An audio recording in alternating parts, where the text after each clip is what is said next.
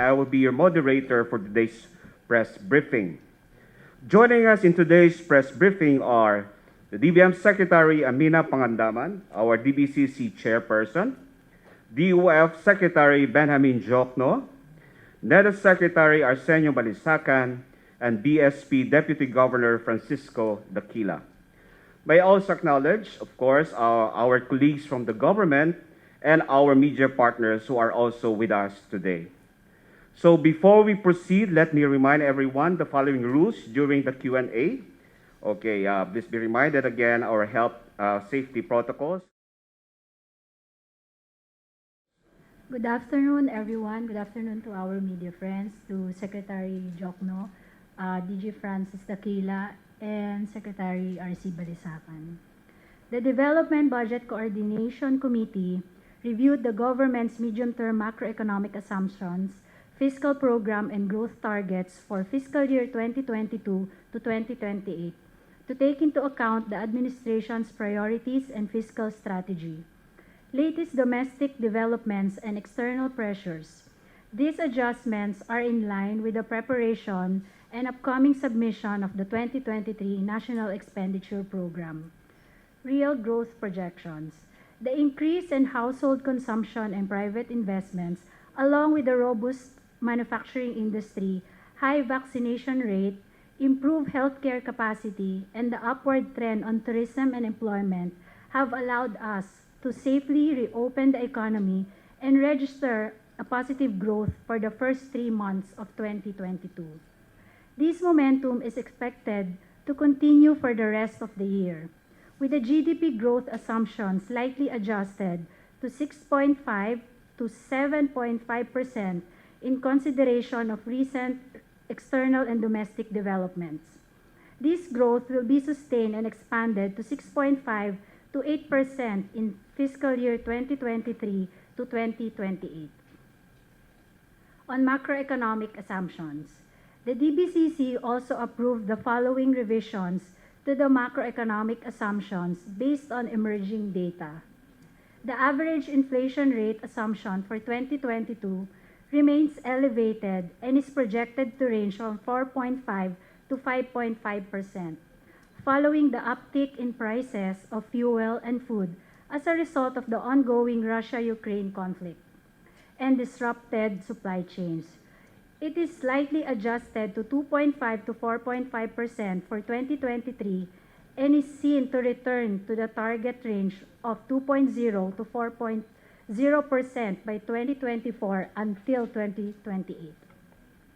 Meanwhile, the assumption for the price of Dubai crude oil is set at 70 to 90 US dollars per barrel for 2024 to 2028, as oil supply is expected to catch up and stabilize over the medium term. The PHP USD exchange rate assumption for 2023 to 2028 is projected at 51 to 55 against the USD due to heightened global uncertainty such as the aggressive monetary policy tightening by the US Fed, market aversion amid Russia-Ukraine conflict, and increased global oil prices. Moreover, the goods imports growth is forecast at 8.0% for 2024 to 2028, while the goods exports growth is projected at 6.0% for 2023 to 2028. On medium-term fiscal program, revenue collections are projected to show a gradual upward trend over the medium term from 3.633 trillion or 15.3% of GDP in 2023 to 6.589 trillion or 17.6% of GDP in 2028. This will be achieved through the continued implementation of existing tax policy and tax administration reforms bolstered by a robust economic growth. Meanwhile, disbursements for 2022 to 2023 will be maintained above 20% of GDP at 4.955 trillion and 5.06 trillion, respectively, to ensure continuous implementation of priority programs on infrastructure, socioeconomic development, among others.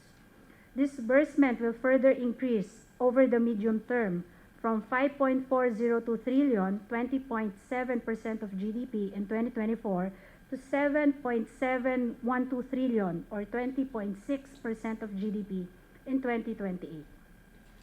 Given the revised revenue and disbursement program, the deficit will be gradually reduced by at least 1% every year, starting at 6.1% of GDP in 2023 to 3% of GDP in 2028 to ensure debt sustainability over the medium term. This will be achieved to improve spending efficiency and alignment of budget priorities that are anchored on the administration's 8-point socioeconomic agendas, one for the near term and another for the medium term. In addition, the government is targeting an infrastructure spending to GDP ratio of 5 to 6% annually between 2023 to 2028 and a 9% poverty rate by 2028. The target shall be anchored on the implementation of coherent strategies, policy discipline, and fiscal sustainability. As we move forward the enduring effects of the pandemic and geopolitical conflicts, the government, as always, shall prioritize the welfare of the Filipino people. The overall goals are to create more quality jobs, reduce poverty incidence, and achieve inclusive and resilient growth all through 2022 until 2028.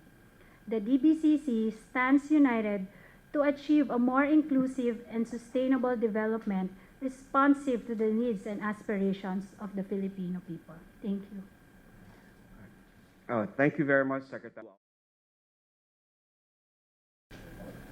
Okay, as I said, we're lucky that the previous administration has actually a tax reform program that has actually improved significantly the tax structure of the Philippines.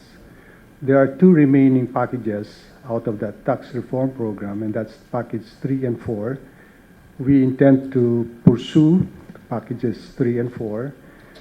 They are supposed to be revenue neutral, but they will significantly improve or simplify the tax system. So we are pushing for those. In addition, we are thinking of some possible tax on single-use plastics, as this is part of our commitment to climate change. And of course, in response to recent developments, on the basis of fairness, we intend to tax online purchases, because if you buy a product from the regular store, you pay a tax, and I think you should also pay a tax if it's online sales. Okay, so that's because of fairness. So aside from that, we will just really focus on improving tax administration. Okay, relying on a much better tax system. Thank you very much, Secretary Jokno. Now, for the second question, this is sent by Melissa Luz Lopez. Thank you for the question. Let me just give a rundown of the releases that the DBM already provided as a first tranche. The DBM released a total of 3 billion for the implementation of the DOTR's fuel subsidy program and the Department of Agriculture's fuel discount program of 500 million in March. Aside from this, the DBM also released 7 billion for the DOTR service contracting program or the Libreng Sakay program, and an initial 6.2 billion for the first tranche of the targeted cash transfer program. To date, we haven't received any requests yet from the DOTR. Of course, if we get to receive their requests, we will try to evaluate, and of course, this is contingent with the available funding, of course, and certification from the Bureau of Treasury. Thank you, Secretary Pangandaman. Will be a positive thing for us. Of course, the negative implication of that is the demand for our exports would be less, external demand. But on the other hand, if you look at the sources of growth you find that consumption, domestic consumption, no, including investment, represents a huge chunk of your of our GDP. No? So that to us, given the what we reported earlier, that the buoyancy of expectations and the economy, I think would serve to dampen the negative effects of the China potential China-U.S. recession. Thank you, Secretary. The question is, do you have a budget for specific programs in the agriculture sector to boost local production? Secretary Pangandaman? Under the GAA 2022, we have a total amount of 71 billion appropriated for the Department of Agriculture, 34% of which has already been obligated, and roughly 22% has been disbursed. The projects and programs are divided among specific programs of the Department of Agriculture. That is for the rice program, corn, fisheries, and livestock. Thank you. Okay. Yes, a follow-up for that, Secretary. It's a question from CNN. Can the FY 2022 national budget accommodate an additional or supplemental budget for the Department of Agriculture to help our local farmers through fertilizer subsidies and indemnification for hog and poultry raisers affected by the African swine flu and bird flu? Again, under the 2022 budget, we have appropriated 4.1 billion for the hog repopulation program and other programs for areas affected by the African swine fever. This is lodged under the livestock program of the Department of Agriculture, and we have allocated at least 20 billion for the fertilizer subsidy. Nonetheless, in an additional budget for the indemnification fund is possible subject to the availability of funds, specifically if there are excess revenues. Thank you, Secretary Pangandaman. Okay, so now let's proceed to the question and answer. Good afternoon, Chino Leico, Manila Bulletin. Secretary Pangandaman, are you sticking with your with the 5.268 trillion for 2023? Yes, as discussed during the DBCC meeting, we will stick with 5.2 trillion, as previously announced. And then related to fuel subsidy that was asked by Melissa, you said it will depend on the certification coming from the Treasury. So I assume the DBCC also has an assumption or expected windfall coming from the higher than expected crude prices. Yes.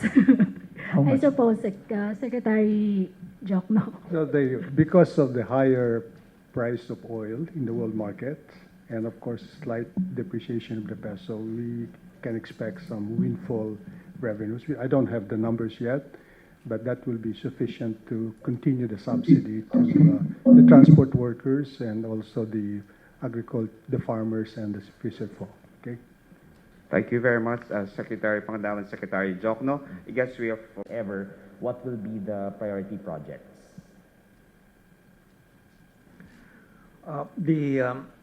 As you may know, we need to revive to enhance the PPP, no? Because of its potential for contributing to the build-up of our infrastructure, both physical and infra. That will also sort of ease the pressure on our fiscal space so that we can have more resources for our social sector, particularly support for health, education, and social protection, including agriculture. No? Now, with respect to priorities, as ideally, we would want the PPP to consider the solicited list of solicited public investment projects, and our immediate concern is to expand that list, update it, make it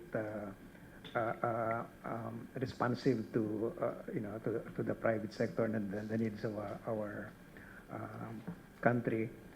But at the same time, also open to unsolicited to the extent that it does not distort this unsolicited projects does not distort, for example, the infrastructure roadmap that is so also costly to prepare, no? So things like that, and I believe that there are, SecBen and I have been discussing about this earlier, that there are potential areas for unsolicited PPP as well. Thank you very much, Secretary. Let me supplement that question.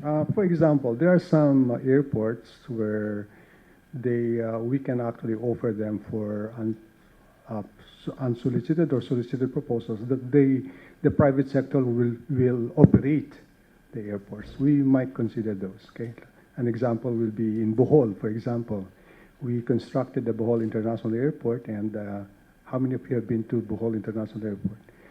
I think it will significantly improve the operations and management of that airport if maybe the private sector will run it, and we might consider giving it to the private sector. And as Secretary Balisacan said, this will actually help us maybe expand our fiscal space. You know?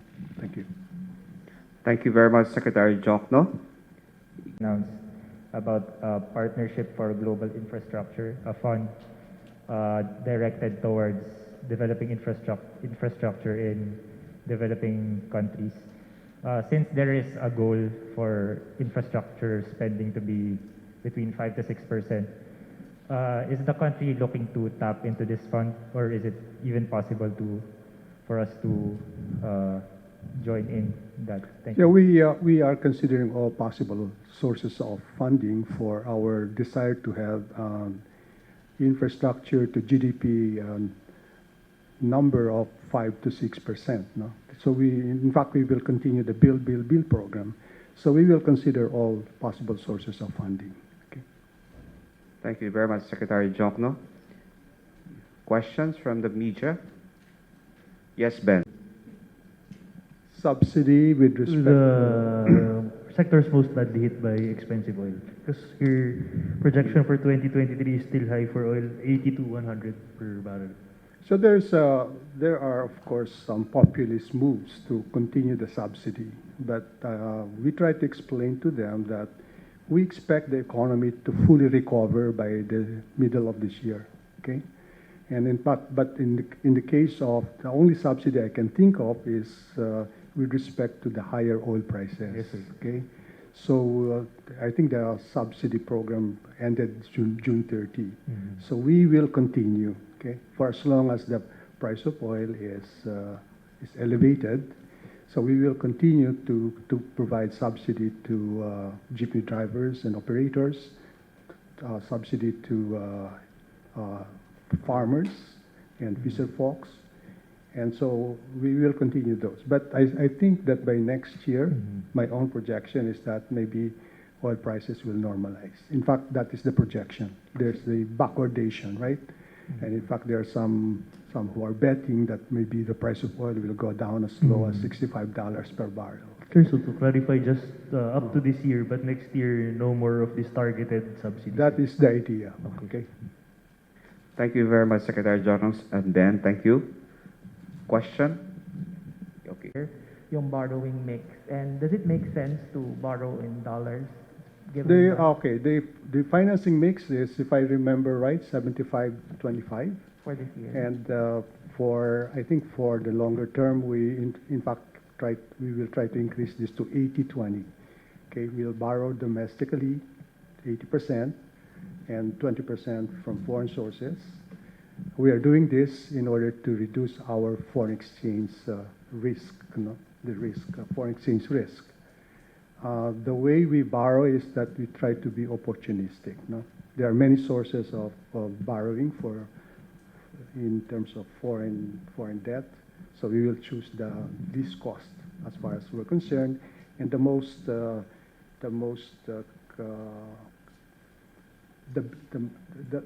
that will offer the best terms. Like for example, it's 40 years to pay, right? At low interest rate. we would tend to borrow from those sources. There's a follow-up? Okay, go ahead. Sir, you spoke of tax administration, improving tax administration in the first few years of the Marcos administration. What specific measures are you referring to?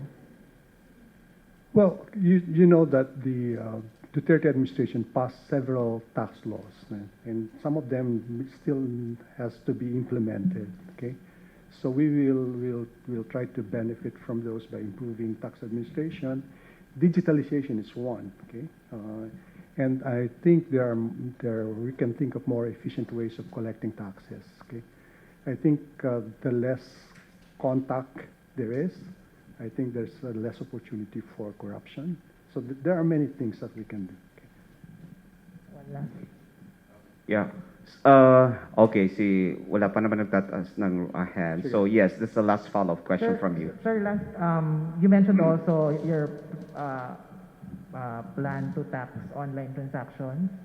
Yes. When do we expect this to kick in so that we can manage our Netflix subscription? No. But yeah, well, when can we expect this to kick in and be legislated? I think we need legislation for that. No, or maybe not. So you can expect it to be sooner than later. Okay. So you better take advantage of your free Netflix subscription. Thank you, sir. Okay, It's thank only you. fair to tax those, right? Okay, thank you, Secretary Jokno. Before I take Chino, first from CNN, yeah. Wala pong broad strokes, yung priorities of the Marcos administration that you will have to adjust under the 2023 proposed budget. Well, first of all, the budget, we extended it. We will maximize but because we have a deadline as provided for by the Constitution. So we will maximize our timeline. We will submit the budget to Congress August 22 to give way and accommodate for the priority projects, of course, of the new cabinet secretaries. And then I think we already gave a few focus areas. Of course, agriculture will be the priority of the president. We also have, of course, the infrastructure as we continue the build projects. And alongside with this is for our power and energy sector. Ma'am, may indicative share na po ba yung infra to GDP? To the budget po and to GDP. We will stick to what we've discussed. I think it will be 5% of GDP. Thank you po. Thank you. Thank you very much. Okay, any question? Chino, go ahead. And DOF, the previous administration of DOF estimated that the government would need at least 250 billion every year to manage it. Do you think tax admin alone would be enough to raise 250 billion pesos to fund fiscal consolidation? It's a combination of improved tax administration. At the very least, we will increase the tax effort by 0.3 to 0.4%. But the bigger source of revenue growth will be the economic growth. Okay, so that's why we're focusing on making sure that growth will be faster and broad-based. So that's where a big part of the tax revenues will come from. Okay. I said we estimate that the elasticity of tax is more than one. Okay. Yeah. So the faster the economic growth, the faster the revenue effort.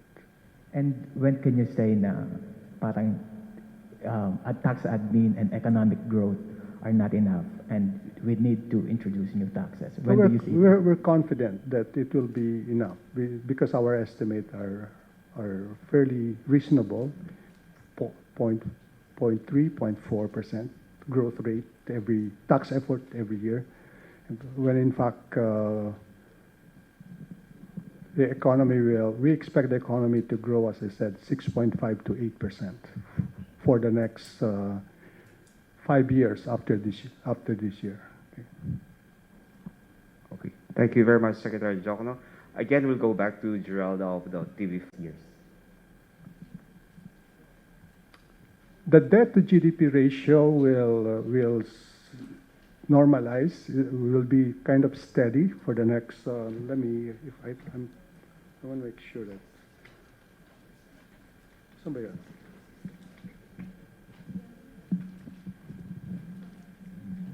Do you have that? I want to be specific. I know that it will be down to, by the end of the year, by the end of the Marcos years, it will be down to below here. So right now, it's national debt to GDP ratio is, we expect it to be around 61.8. It will be back to 61.3 by 2023, and then go down to 60.6 by 2024, wala ba tayo dito?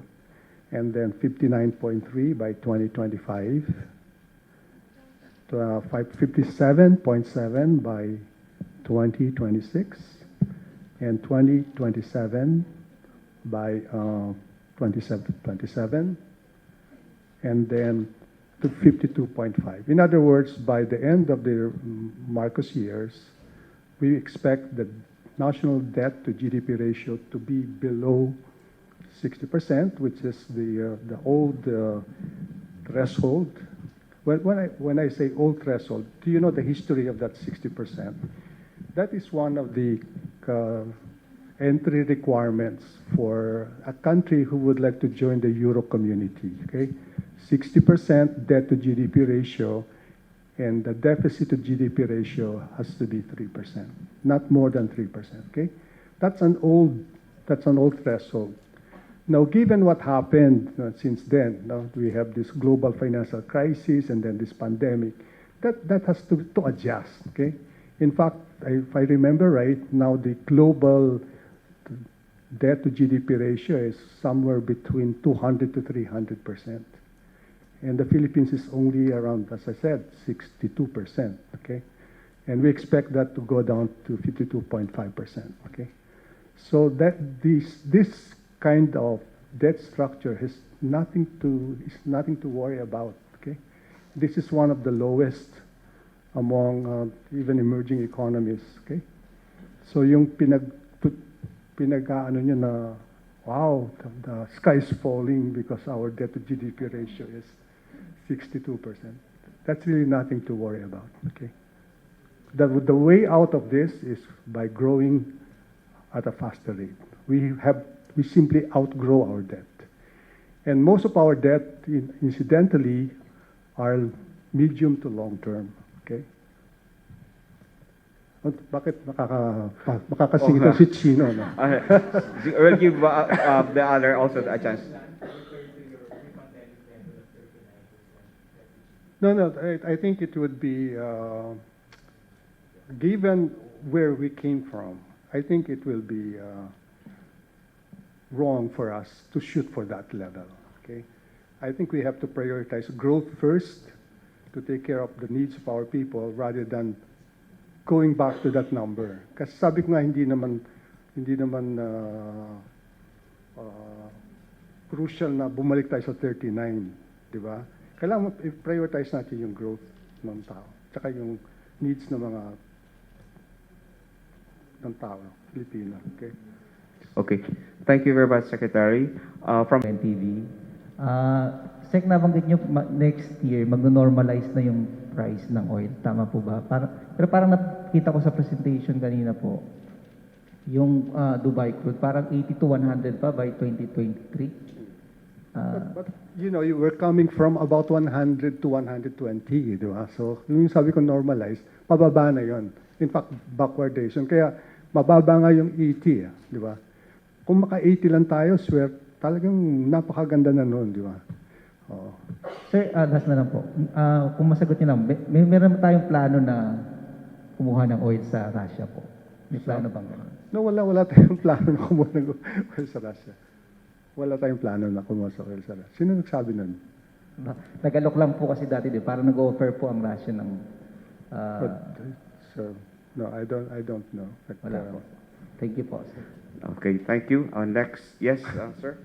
Hi sir, Ramon Roendo, the peso slump. Kasi sir, I think this month mayroon pang penciled in ang US Fed na meeting and possibly 75 basis points ang pwedeng i-hike. Thank you for the question. Actually, in just a very recent interview, Governor Medalla, he indicated that it's very likely that the BSP will be adjusting by a more aggressive 50 basis points interest rate hike on August. So it's clear from the message that this is a regular policy meeting of the board. Thank you. Okay, let me elaborate. I think we have to look at from where we're coming from. Alam mo, nanggaling tayo sa 4% eh. 4%, di ba? So we cut it by 200 basis points. So nagpunta tayo sa 2. And we kept it there during the entire pandemic. So yung normalization na ginagawa namin ngayon, bumabalik lang naman kami. So right now, we have adjusted it 0.25, 0.25, so magiging 2.5 na tayo ngayon. Now, so next, siguro, forward guidance ni Governor Medalla, we will increase it by 0.5. So mangyayari noon, 3%. Mababa pa rin yun doon sa pinanggalingan natin. So I think we should not panic na tumaas ng ganun, di ba? So kaya nga gradual eh. In fact, mas malaking problema, for example, ng US. Kaya nga 0.75 sila mag-adjust eh. They just adjusted it by 0.75. Magpo 0.75 na naman sila. So tayo naman, hinay-hinay lang. So we're okay. Okay? Thank you, Secretary Jokno. Yes, yeah, I will take siya muna. Yeah. Okay. Lining out their suggestion as to whether to amend or suspend the rice tariffication law. Will the DOF influence anything on that, given that we are getting revenues from the rice tariffication law and it would impact on inflation further? Thank you, sir. Okay. Mas alam ni Archie, but I will answer you. No? When I came in, before I became governor, if I remember right, inflation was about 5.9%. 5.9, okay? So that's because of the rice, no? Because of rice was the major source of inflation. And then what we did was we adopted the rice tariffication law. Ang naging contribution ng rice is almost nothing, zero. In fact, nag-negative pa nga yun eh. So that really is a good law, okay? It has a major contribution to our desire to control inflation. So I think it's not smart to go back to the old system. Okay? Naging problema na natin yan for the last 50 years. Eh. Okay, so let's not go back to that system. Okay?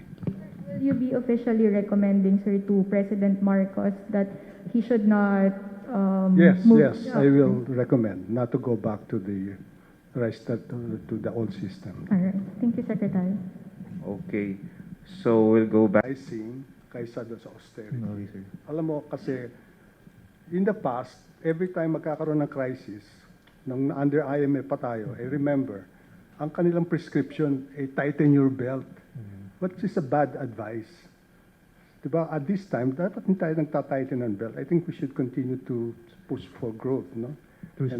Yeah, so I don't think that will be in our vocabulary. But sir, how about the right sizing? Right sizing is fine kasi there are some duplicative agencies. Tama lang naman na ano, di ba? Which ones po would you prefer? I cannot, ang marching order ni Presidente, review all your departments, okay? And then umpisa niya na sa Office of the President. Yun ang right sizing, di ba? Yung dapat tatlong press offices, naging isa na lang ngayon, di ba? Di ba right sizing yun? Will this be done within the year? Sir, will it be done within the year, this right sizing? Will this be continued in the... We will endorse to the Congress. One of the priority measures will be the right sizing bill. I'm sure you're familiar with this. We already proposed this in the previous government, but it was not. It's fairly unpopular, I think. But with the instructions of the President to the cabinet members to also look at your existing structures, I think it's wise to refile the bill. Okay, thank you very much, Secretary Jong, Secretary Okay, Pangadawan. let me elaborate on that. Ang tenor ng bill na yon is to give the President authority within a certain period to right-size the government.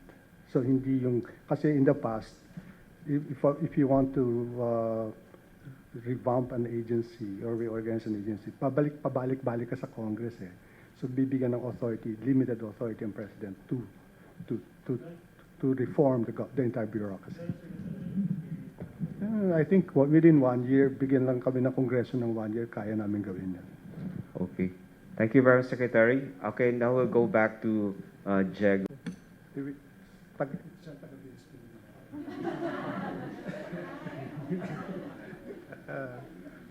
When, as the Secretary Jokno has said, we're really just in the process of normalizing from a record low interest rate of 2%. So, as with the other measures that were adopted by the BSP during the pandemic, and now being part of our exit strategy. So all of this is calculated so as not to jeopardize economic growth, but at the same time making sure that over the medium term inflation is brought back to within the target band. Thank you, Deputy Governor. Now we'll go back to Ramon of Philstar. Hi, sir. Hi kay Sec Jokno. Sir, can you just go to repeat or elaborate natin for this year? Thank you po. Alam mo, ano lang yan eh, di ba? Dati rin ito 7 to 9, no? And then we reduce it to 7 to 8. So ngayon, 6.5 to 7.5. 7 pa rin yung midpoint nun eh. So wala dapat dapat hindi na natin pinag-uusapan yun, di ba? Okay. Parang nitpicking na yun eh. Yun, parang naging 6.5. Okay. Probably, yeah, maybe. At saka yung uncertainty rin. But ako, ang bet ko, it will be at least 7%. Okay? In fact, I'm quoted as saying that I think the second quarter growth will be higher than the first quarter growth. No? Kasi yung first quarter growth, yung January natin, may ano tayo eh, may COVID tayo, may surge eh. So, yun ang bet ko. Let's see. Okay, thank you very much, Secretary. So we will entertain more. Secretary Balisacan, sir. Yung context din that even at 7%, even say 6.5 at the lowest, it's still one of the best performers. It's the best in ASEAN in plus Asia. 3. So it's not, it's not that bad. Thank you, Secretary Balisacan. This time, we'll just entertain at least 2 more questions before we end the press briefing. Are there any other questions? Let's just talk about the raising of the 2023 to 2028. Ano po yung drivers nung optimism ninyo? Kasi last time this was 6 to 7 lang eh. Tapos naging 6.5 to 8. So let's talk about the drivers possibly for the coming. As the Sec Min has shown, you would expect the global situation, particularly oil, to start going down to low levels. No? We expect the global economy to recover, but I think more importantly for us is that we are addressing the constraints to growth in the Philippines. If you look at the 8-point agenda, for example, they are specifically tailored to addressing those constraints, reduce logistics costs, achieve enhance food security, address the power problem. So mga ganon. And then if you can do that, the potential of the economy to grow, the domestic sources of growth, remember, more than 70% of your total growth is coming from consumption and investment, domestic investment. So there's so much potential out there that if you can address those constraints of growth, you can get our private sector participating in, and you can inspire confidence in in the consuming public, you'll get the economy grow robustly. Remember, just like in the Asian crisis or in the global financial crisis, when our neighbors were shrinking, we're not doing that bad because we have a lot of potentials domestically. The contribution of of foreign trade in our GDP is very small. Yeah, so that's what you should not forget. Let me add, no, parang you can look at the economy as like a car, no? Yung mga in the past, dalawang piston lang yung tumatakbo eh. Yung industriya at saka yung services. Yung agriculture was a laggard. Now we are focusing on agriculture, so we expect it to grow around 2 to 3%. In addition, meron pang another piston, yung mining. In the past, hindi natin kinakount yung mining eh, di ba? Now with the higher prices of metals, I think with mining also, that will add to the growth. So yun ang optimism namin. Plus yun na nga, yung build, you know, where that increases the capacity of the economy, yung investment natin sa infrastructure. Okay. Yes, sir. Secretary Balisacan, go ahead. Addressing that one, because I think the vulnerability of the Philippine economy to external pressures is now much less than before. For example, way back in the 70s, if you look at the sources of foreign exchange, that's just basically your exports of agricultural products plus some minerals. Nothing less, and nothing more, no? Practically nothing more. Now, the sources of foreign exchange these days are quite varied. You know, you have tourism that's growing, you have BPOs, you have, of course, remittances, old story. But you also have all this manufacturing that's now. So it's, in other words, even as the global economy is depressed, you have all these different. Well, I like the engines, you know, but firing and if you can do that, and at the same time get the local economy firing, I think that you should have should not worry so much about this external resources. Yeah. Thank you very much, Secretary. This time we'll take the last question. Okay. Yes, sir. Yes, it has already factored in. In fact, I think that's the reason why we expect the second half to be slower than the first half. No?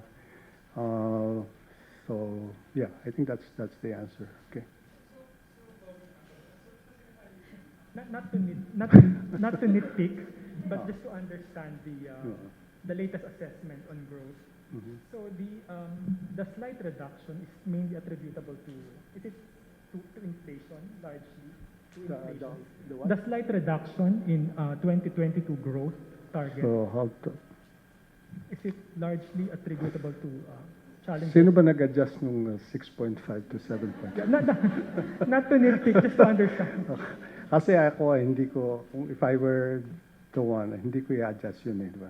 Right. I'm still optimistic, di ba? And also, How do you explain that, RC? Yung 6.5, bakit naging 6.5 to 7.5 yun? It's originally 7 to 9, di ba? We made it 7 to 8. Naging 6.5 to 7. It's basically the realization that that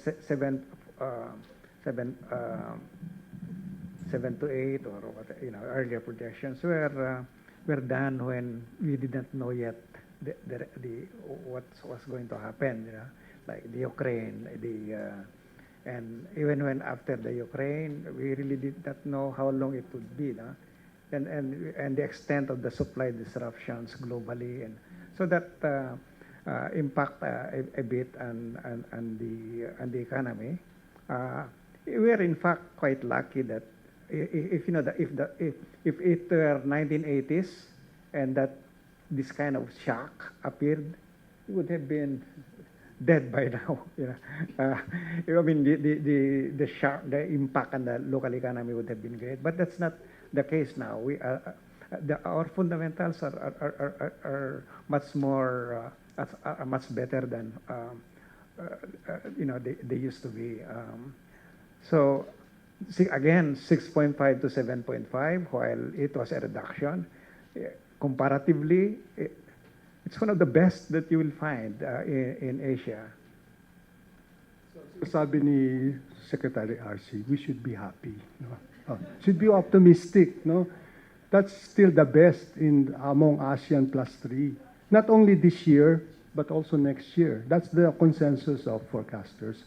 So we should be happy with the numbers, whether it's 6.5 or 7 or 7.5. I think this is really our moment. This is really our moment. Okay. All right. Okay. So with that note, let's be happy. As mentioned, we will end now the press briefing. So we'd like to thank our DBCC principal for being responding to the questions of our media partners. Also, we'd like to thank our media partners for your support. Thank you very much. We will also request you, our media friends, please answer our brief satisfaction survey as your feedback. Okay, kindly hand over your signed form to the Secretary before leaving the venue or scan the QR code. So again, thank you very much. Thank you lahat. Thank you very much, sir. Thank you, sir. Thank you, sir. Thank you.